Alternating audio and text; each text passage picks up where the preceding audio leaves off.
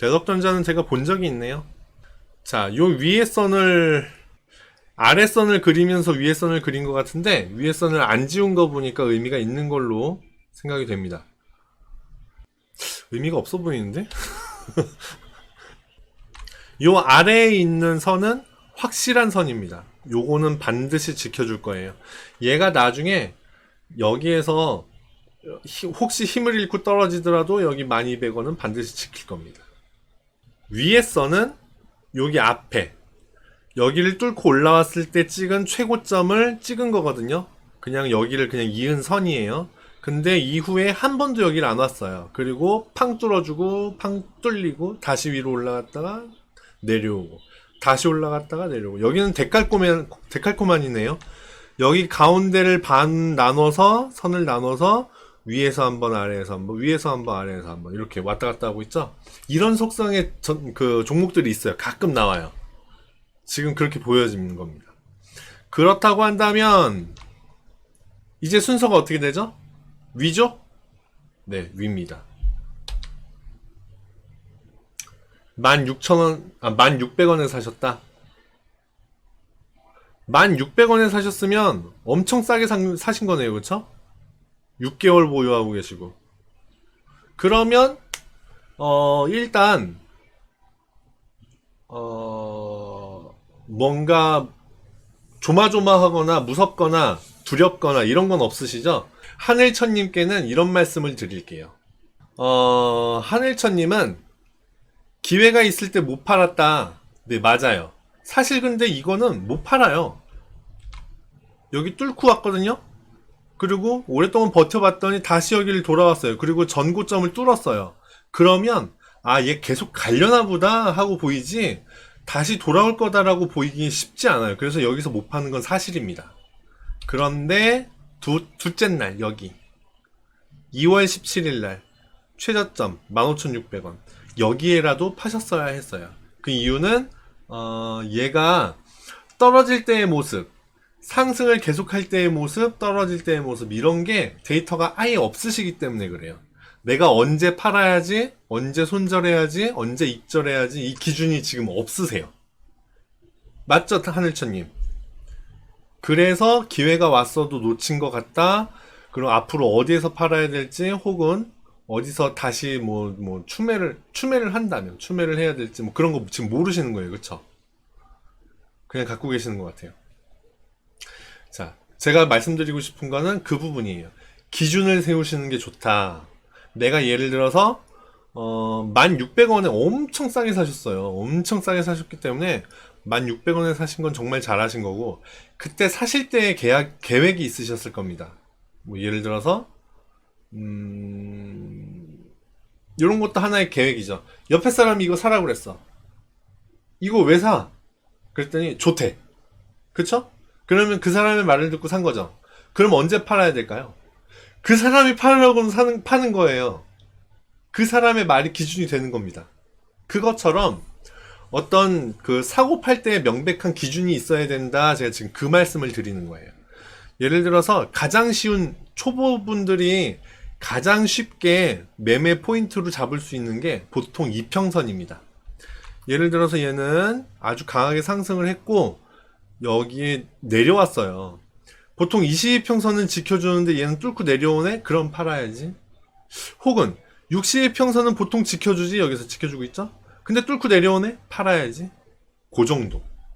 그 정도의 기준이 지금 없으셔서 그런 건데, 그거를 한번 한번 차트를 잘 보시고, 혹은 차트는 난 진짜 볼 줄 몰라. 그러면 회사 재무제표라도 한번 보시고, 아니면 재무제표도 어려워. 그러면 뉴스라도, 여기 대덕전자 관련된 뉴스라도 한번 보시고, 아, 이런 뉴스가 나오니까 떨어지더라. 그러면 나는 다음부터 그런 뉴스가 나오면 팔 거야. 뭐 이런 식으로 기준을 좀 세워보시는 게 좀 필요합니다. 그러하고요. 지금 이 대덕전자 같은 경우는 제가 기준을 마련해 드릴게요. 어떻게 하냐? 지금 여기를 기준으로 데칼코마니 하고 있었다고 그랬죠? 위로 아래로 위로 아래로. 아, 그 얘기는 기관 물량이 나중에는 꼭 들어온다라는 어떤 뭐 사전 정보가 있으신 건가요? 뭐 아무튼 기관 물량이 들어오는 게 어떤 분들은 좋다고 보기도 하고요. 어떤 분들은 안 좋게 보기도 하고 그러는데 뭐 그거는 이제 경험에 의해서 취득하시는 게 좋을 것 같고, 여하튼 지금 얘는 데칼코마니 모양을 하고 있고 위에서 놀다 아래에서 놀다 위에서 놀다 아래에서 놀고 있고 지금 이제 위에서 놀 차례입니다. 그리고 보통 제가 아까 이평선 얘기한다고 그랬잖아요. 그러면 이평선 보려면 얘가 걸리적거리니까 지울게요. 이평선을 볼 때 22평선 뚫어졌어. 올라갔다 다시 뚫어졌어. 22평선 저항받고 내려왔어요. 62평선 이번에는 장기 이평선이 더 큰 의미를 지니거든요. 장기 이평선 62평선 여기서 지켜줬는데 이날 하루 빵 뚫렸죠. 그게 여기 22평선 저항받아서 그래요. 오늘도 보세요. 오늘 최고가 얼마죠? 14,500원. 그런데 22평선 얼마인지 보세요. 14,450원이죠. 그리고 오늘의 종가 14,350원. 최저가 14,250원. 근데 62평선 14,245원. 그쵸? 62평선, 22평선 사이에 갇혀 있어요, 지금. 이렇게 갇혀 있어요. 62평선이 아래에 있고 22평선이 위에 있고 가격이 그 사이에 갇혀 있습니다. 그쵸? 그러면 이제 어느 애가 힘이 더 셀까? 그걸 보면 되는 거예요. 만약에 22평선이 위에서 찍어 누르는 힘이 세다, 그러면 아래로 떨어지겠죠? 그러면은 62평선이 깨지는 순간 털어버리시는 거예요. 그렇지 않고 62평선이 밑에서 받쳐주는 힘이 더 세기 때문에 22평선을 위로 깨고 올라가더라. 그러면 한참 더 지켜보시면 되는 겁니다. 언제까지? 아까 데칼코마니 여기까지 내려왔었으니까 14,900원 기준으로 13,800원까지도 내려왔었으니까 1,100원 내려온 거죠. 위에 1,100원 더 올라가는 거예요. 16,000원. 16,000원까지는 올라갈 수도 있겠구나. 그렇게 보는 겁니다. 첫 번째 기준이 그렇고요. 두 번째 16,000원 뚫고 올라가면 여기 17,100원까지 17,500원까지 한 번 더 갈 겁니다. 거기에서 17,500원을 뚫어주느냐 안 뚫어주느냐 다시 보셔야 되는 겁니다. 일단 첫 번째 오늘의 기준 말씀드렸죠. 62평선 14,250원 깨고 내려가면 털어버리세요. 더 이상 보지 마세요. 14,250원인데 하나 내려가니까 14,200원 14,200원이 깨지고 내려가더라. 그러면 그냥 터셔라. 그 다음에 그렇지 않고 아래로 살짝 떨어졌다가 다시 올라오더니 위에 22평선 뚫고 올라가더라. 22평선 얼마죠? 14,450원이거든요. 14,450원 뚫고 위로 올라가 버리더라. 아싸! 그러면 기다리는 거 그때부터 다시 한번 올라가 보자 하고 기다려 보시면 되는 겁니다. 하늘천님 매매 기준은 굉장히 중요한 거예요.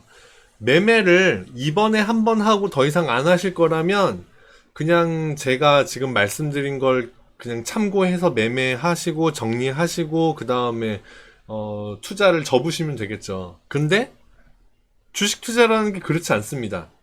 한번 해보면 또 하고 싶고요.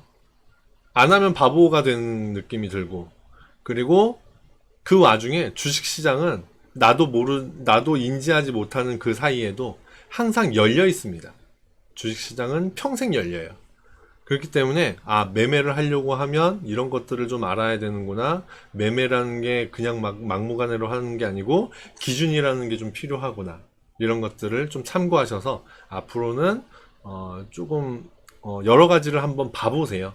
꼭 공부를 하면 제일 좋은데요. 꼭 제가 말씀드리는 것이 공부를 하라는 것만은 아니고요. 뭐라도 열심히 보시면 그 안에서 눈이 띄어지는 게 있거든요. 뭐 뉴스를 많이 본다든지 차트를 많이 본다든지 뭐 회사 내부 구조, 재무제표 이런 것들을 본다든지 여러 가지 중에서 마음에 드는 거를 하나를 선택해 갖고 뚫어지게 쳐다보면 그 중에서 뭐 보이는 게 있습니다. 그거를 나중에 매매 기준으로 삼으시면 조금 지금보다는 좀 나은 매매를 하실 수 있을 거라고 생각이 됩니다. 대답전자 여기까지 볼게요.